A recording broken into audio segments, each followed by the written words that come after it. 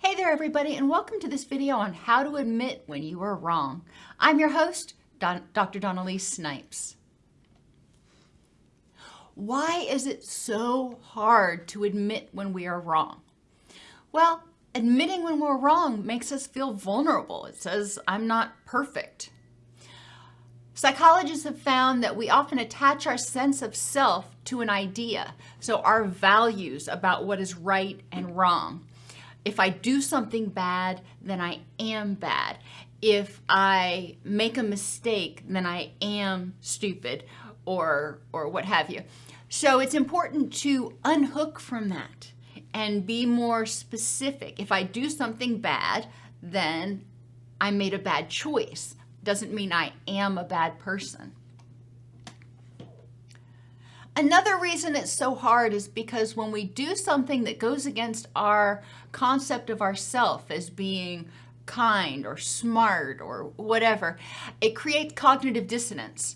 So I believe I'm a smart person, but I was wrong. That doesn't jive. I can't be smart and be wrong at the same time. You could argue that point, but we'll use that for the example. Or Sam is dumb. I believe Sam is dumb and Sam is right. Ooh, I can't, in my mind, I can't make all that work where somebody I think is dumb is right about something that I'm wrong about. That doesn't work with me. So we've talked in other videos about assimilation and accommodation. When we get information that doesn't fit our expectations, our brain has to do some mental gymnastics.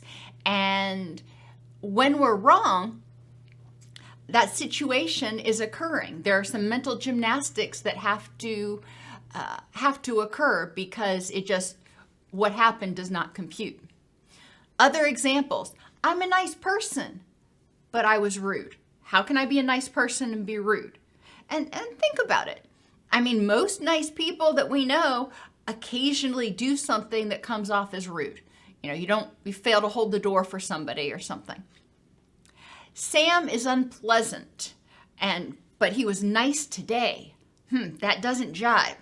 So this must be an anomaly. This is cognitive dissonance. When something happens that we don't believe to be true, we may hold on to our truth very doggedly and refuse to admit that, you know what?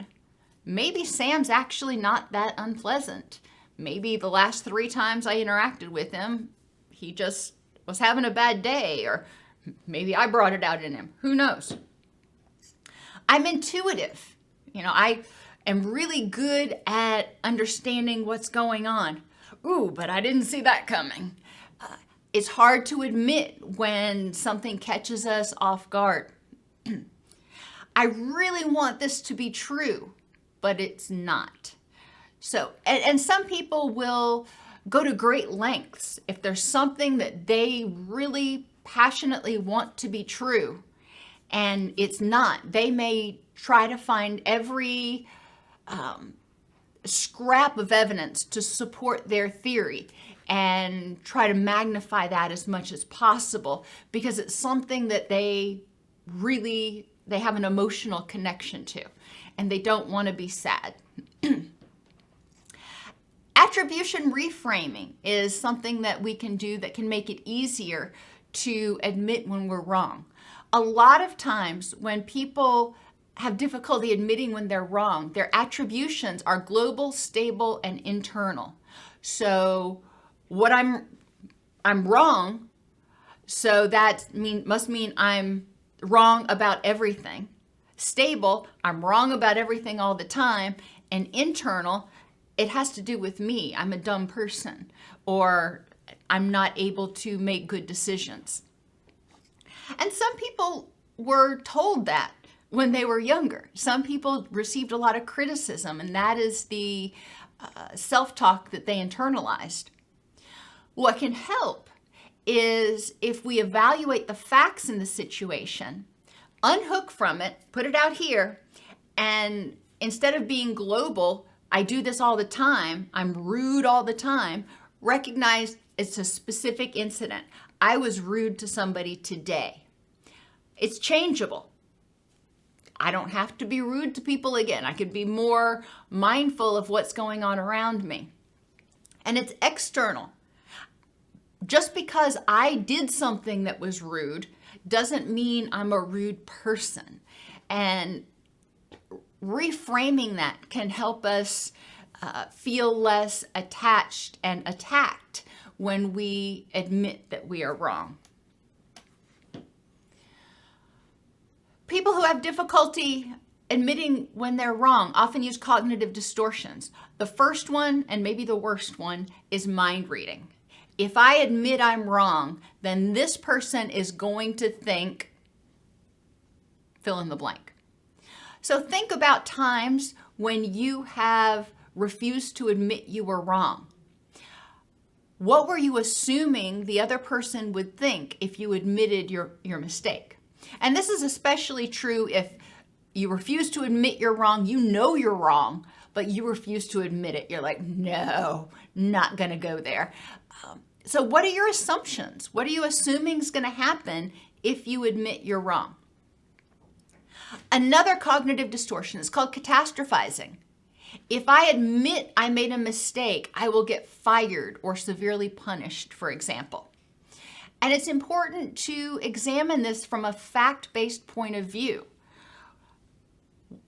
Whatever the mistake was, what are the facts about what is probable to happen? I've worked in behavioral health, community mental health centers for a long time. And we have things called sentinel events. And that's when a big mistake is made. You know, somebody's given the wrong medication or something happens that is a big deal. But the accrediting agencies and the powers that be recognized that if people were afraid to admit they were wrong, then we couldn't learn from the mistakes to prevent them from happening again. So a lot of agencies have what I call a no-fault policy. You know, when something happens, you need to report that it happened so we can fix it and look at the procedure to keep it from happening again. And if it wasn't a willful thing, then most of the time you won't get in trouble. And I say most of the time because I can't speak for every agency. But that was the case at the agencies that I worked at. And it made it a lot easier for me to admit when I was wrong. And I had a great boss too. And I remember many times over the course of 14 years walking into his office and going, Richard, I screwed up. And he wouldn't get upset. He wouldn't get flustered. He'd just kind of shake his head and go, okay, how are you going to fix it? There was no yelling. There was no screaming. There was no, well, how can you be a supervisor if you did this? He's just like, okay, how are you going to fix it? And sometimes I know that he actually knew ahead of time because I would go in there and I'd say, Richard, I screwed up. And he'd go, yeah, I know. So what are you going to do about it?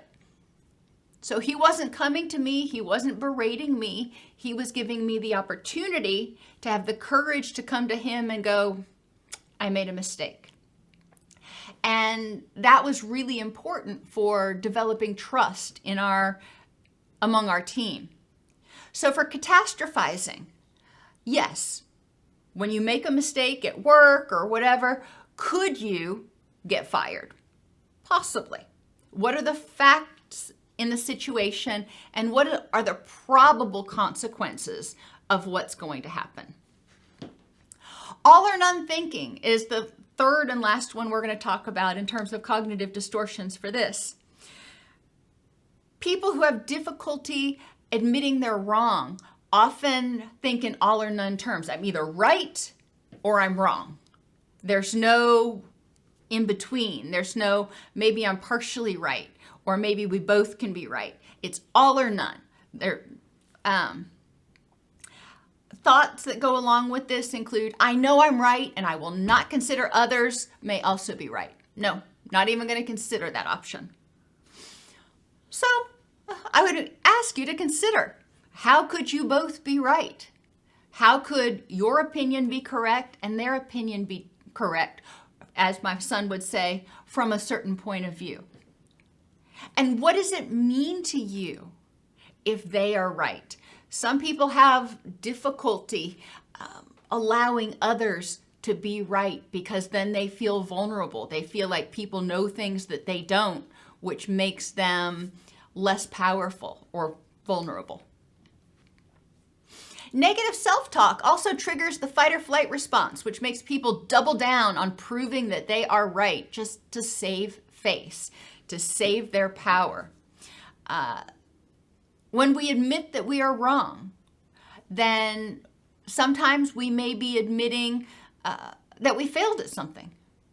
I made a mistake. I failed to do something right. I failed to know or provide correct information.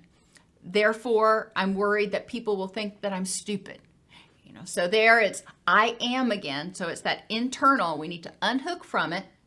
And people may think that you made a really unfortunate choice, but they will be looking at the choice, not the person. Some people fear that if they admit failure, they will be rejected or abandoned. They think things like people will not like, trust, or respect me if I make mistakes. So I need to make sure that I look better than I really am. I'm going to put on this facade. Or people will ridicule me. If I make a mistake, they will basically try to take me down a peg, so to speak. Or some people fear loss of control. People will think I'm not competent. If I can't control what other people think about me, if I can't know that they're going to think I'm competent and worthy and all this stuff, then that's terrifying to me. This is especially true in people who have low self-esteem and they require other people to provide them validation. If they fear rejection, if they fear loss of the ability to control everybody around them, that's terrifying because that means those people may not provide them the validation that they need. Another common thought is if I apologize, I'm giving my power to that other person. And yeah, you kind of are. You're saying, I'm not going to stand up here on my pedestal. I'm going to step down off of it and acknowledge that you were right or that I was wrong or both. So that is a changing the power dynamic where you acknowledge what's going on. Sometimes it isn't that it's difficult to admit you're wrong, but you refuse to admit somebody else is right. And I want you to think about times when you have had difficulty admitting you were wrong. You knew you were wrong, but gosh darn it, you were not going to let that other person have the win. You were not going to admit that they knew something you didn't, or they did something better than you did. What feelings does it trigger in you when people say, let's agree to disagree? That's one that kind of makes my skin crawl. Somebody in my past used to say that, and they said it went in a very passive, aggressive manner, a very condescending manner. Okay, fine, let's just agree to disagree. The implied message was, I'm right, you're wrong, but I'm not going to argue about it with you. And that always triggered my fight or flight response, more likely the fight response, because of the tone of condescension, not because they had a different opinion, but the tone of condescension. So for some people, it's hard to agree to disagree because they hear somebody in their past saying that in a condescending tone. But again, what does it mean to you? If you respect someone, and that's part of assertiveness. Assertiveness means my values, opinions, thoughts, etc. are valid, just as valid as your thoughts, opinions, needs, wants, etc. Our stuff is equally valid. So why can't we agree to disagree? Why, if I have an opinion about something and you have an opinion about something, I acknowledge that yours is valid from your point of view, mine's valid from my point of view, and, we don't necessarily need to change one another's mind. Why do you think you need to be right, good, or perfect? Why is it so hard to admit when you're wrong? Why is it so scary? Why do you need to be right all the time? And it's different for every person. So what to do? Well, think about, how were mistakes handled when you were growing up? So let's first start with your mistakes. When you made a mistake as a child, how was it handled? Were you punished for making mistakes? Were you punished for doing things wrong? Did your parents treat it as an opportunity for growth? You came to me, you told me your mistake, so let's figure out how to fix it. Or were you taught never admit, just blame and reframe? Never admit mistakes, lie, manipulate, do whatever you have to do. So what messages did you receive growing up from your caregivers? And sometimes the caregivers are not going to say, blame your sister for it. But the way your parents responded to you when you admitted mistakes shaped how you handle mistakes henceforth. So if they punished you severely, or they told you how disappointed they were and continued to bring it up 6 months, a year later, the mistake that you made, well, then you might learn from that, never admit mistakes, because it's just going to keep coming back and biting you in the butt. However, if they acknowledged your mistakes, like my old boss did, and said, all right, you screwed up, you're human, what are you going to do to fix it? Then you may have a whole different outlook and approach at handling mistakes. Now let's talk about your parents' mistakes, because we learn based on our personal experiences, but we also learn by observation. So when your parents made mistakes, your caregivers made mistakes, how did they handle it? Did they lie about it? Did they blame and reframe in order to avoid having to admit their mistake? Or did they admit it and use it as an opportunity for growth? Or, I guess the third option, did they admit it, make them say they were sorry for it, and then do it again 17 more times? It's important to recognize that if we admit a mistake, we need to learn from it. When you were growing up, how were your differences of opinion handled? If you thought that it was appropriate to go to bed at 9 and your parents thought it was appropriate for you to go to bed at 7, it was a difference of opinion. And you made your case for why you should get to stay up till 9. How was that handled if you had a difference of opinion from your parents? If you had a difference of opinion as you got older, and when you're going through your teenage years and you're individuating, as Erickson would say, you will have differences of opinion from your parents about, a whole host of things. And how is that handled?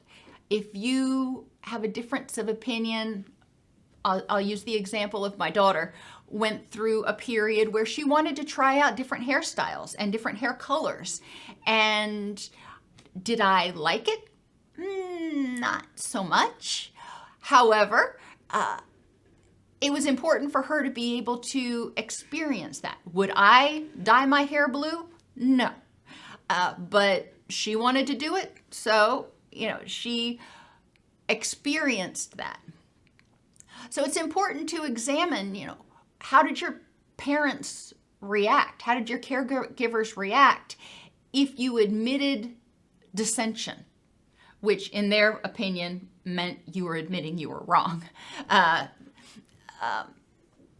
When you were growing up, did your family warn you to keep secrets even though you knew things were not right? For example, if your house had substance abuse in it, a lot of times there's a mantra, don't talk, don't trust, don't feel, in the addicted family because the whole goal is to paint this facade of perfection. We can't admit anything's wrong. Everything's good here. Thank you very much. Same thing if there's domestic violence, or maybe there was drug dealing or something else nefarious going on, and you knew it was wrong and you were warned to keep it a secret. You felt it was wrong, but you couldn't tell anybody. You couldn't admit that something wrong was going on in your family. Think of a time when you were or might have been wrong. What are you afraid of if you admit you're wrong?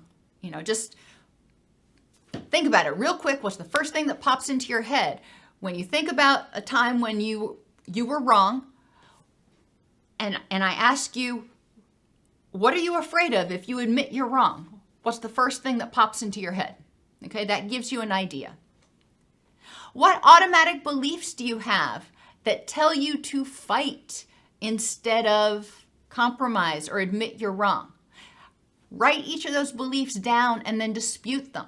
So for example, you may have this automatic belief, I'm not going to let them have the satisfaction of knowing they were right. Then you can dispute that. What is the benefit to that? And why is it that I refuse to acknowledge their correctness? Apologizing is a sign of weakness, and I will not be weak.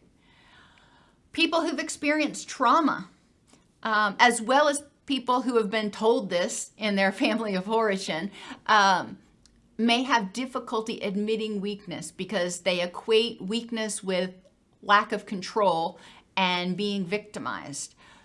So some people may doggedly hold on to their beliefs because it helps them feel in control. Another thought could be they will use it against me.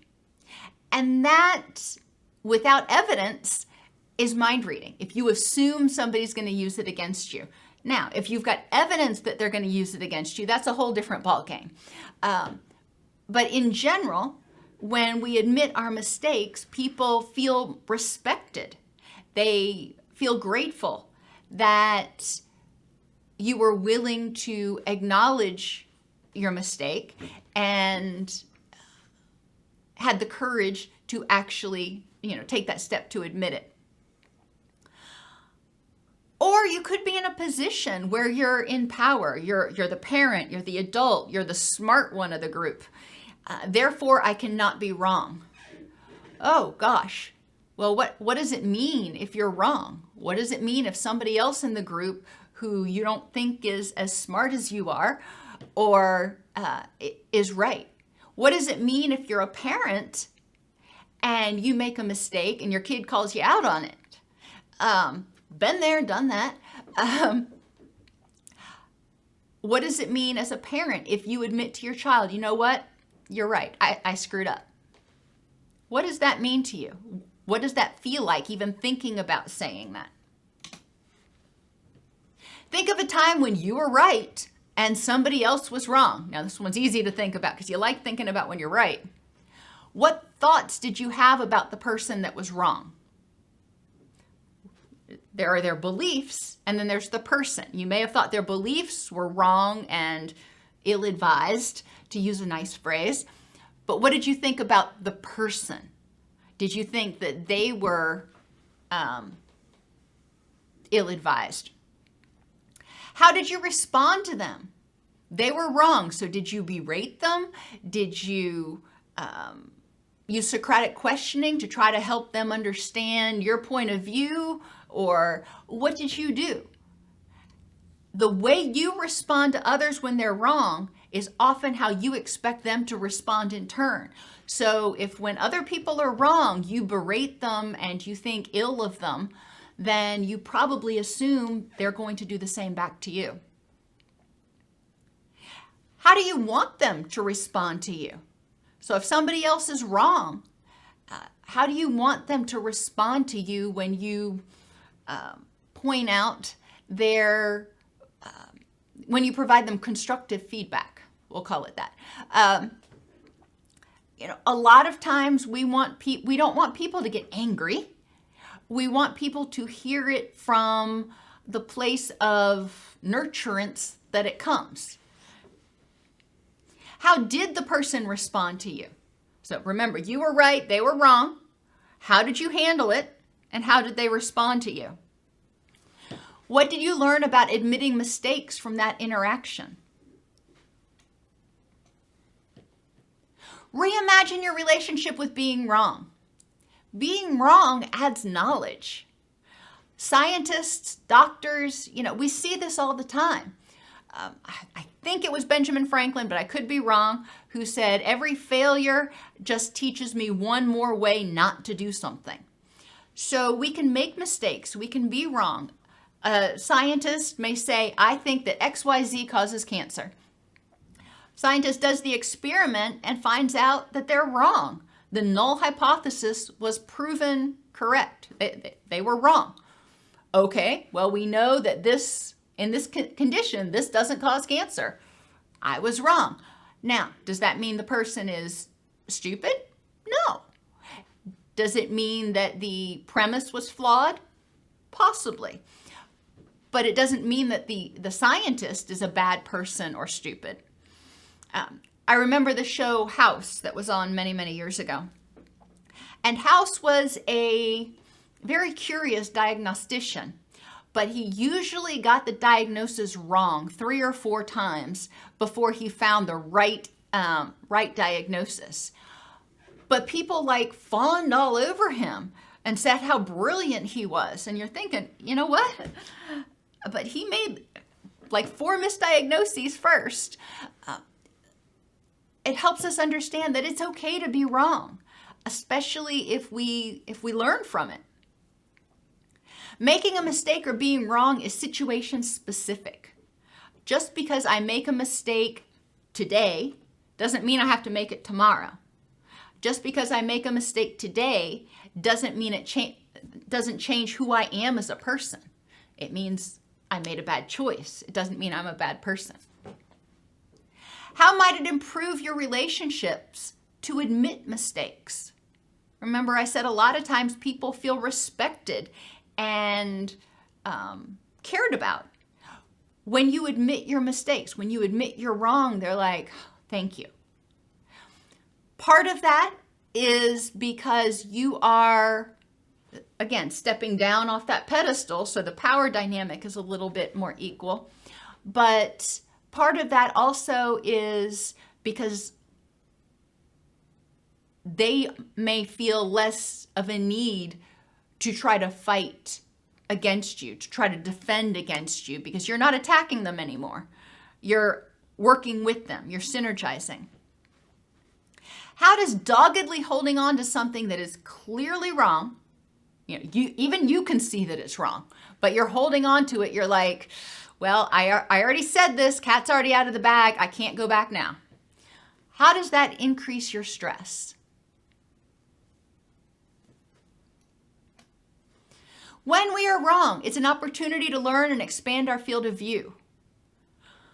What else might be causing cancer? Remember I said we determined XYZ doesn't cause it. So what else might be causing cancer? That encourages us to get curious.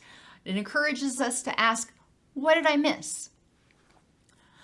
If you did something and you were rude to somebody, what vulnerabilities did you have preceding the episode? Get curious. I'm not a rude person.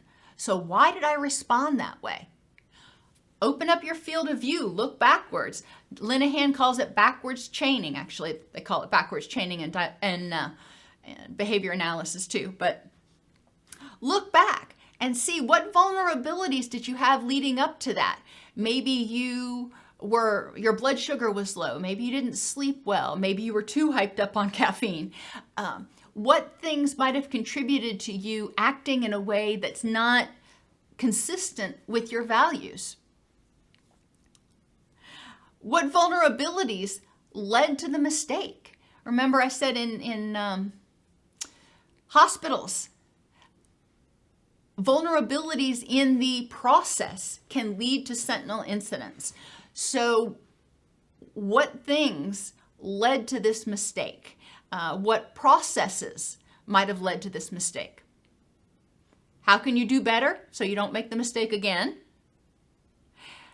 And if you're having a difference of opinion with people on something, even if it involves facts, is it possible that you both can be right? In what way can you both be right? Other steps, get support. It's always helpful even before you admit a mistake to call a friend and go, oh, I've got to go eat some crow right now. Swallow your pride, that's whatever you want to call it. But it can be helpful to get support ahead of time and support afterwards, especially if the person doesn't respond well. Unhook the mistake from your core self. I made a mistake, or I'm wrong about this. It doesn't mean that I'm dumb as a person or I'm a bad person. It means, in this particular instance, I was wrong. Remember, people's reactions to you are more about them than they're about you. If they reject you because you made a mistake, what does that say about them? What might be prompting that? Or if they won't accept your apology, what does that say about them? And I'll give you a hint. It's their fight or flight response. So they don't feel safe for some reason. Learn from your mistakes. Repeat offenses are harder to forgive. We see this a lot, for example, in substance abuse counseling, where people relapse and they admit they made a mistake. They admit they were wrong in what they thought they could do or what they thought they could handle, and they learn from it. But if they keep making that same mistake and keep relapsing for that same reason, then eventually people will quit feeling like there's any authenticity to their admissions or apologies. When you're wrong, you often feel shame and guilt. Mindfully notice how it feels to admit mistakes instead of hiding them or keeping secrets. So if you know you're wrong, that can prompt feelings of shame and guilt. So now not only do you have to keep the secret because you know you're wrong, but you can't admit it, but you've also got to deal with the shame and guilt associated with being wrong. So how might it feel to admit you were wrong and be willing to learn from it? Admit you're human. Oh my gosh. It is not easy for anyone to admit they're wrong. Mistakes provide an opportunity for growth and learning. Admitting mistakes allows others the opportunity to help you learn. So that's another reframe that you can look at. If I admit a mistake, like when I used to admit mistakes to Richard, he would say, okay, you're a new supervisor or you're a new clinician. Let's figure out how to prevent this from happening in the future. And let me tell you from my years of experience what's worked for me. And in substance abuse recovery, we have a phrase, take what's useful and leave the rest. He didn't force me to adopt his opinions, but he provided information that I was able to use to figure out how to solve the problem and prevent it from happening in the future in a way that most nearly corresponded with my self-concept. And admitting mistakes demonstrates respect to others. When you are willing to admit you are wrong and they are right, that is showing that you are respecting their cognitive boundaries. You're not going to go in there and try to change what they think because it doesn't jibe with what you think. You are willing to respect their boundaries and even admit that you are wrong. This has been a brief video on admitting mistakes, but hopefully it gives you some things to think about. Now, obviously, admitting mistakes, again, as I said, is not easy. But really examine, really take some time to think about times when you've been wrong. And what were you telling yourself? What did you feel in your gut would happen? Or what did you fear would happen if you admitted you were wrong? Thank you for watching.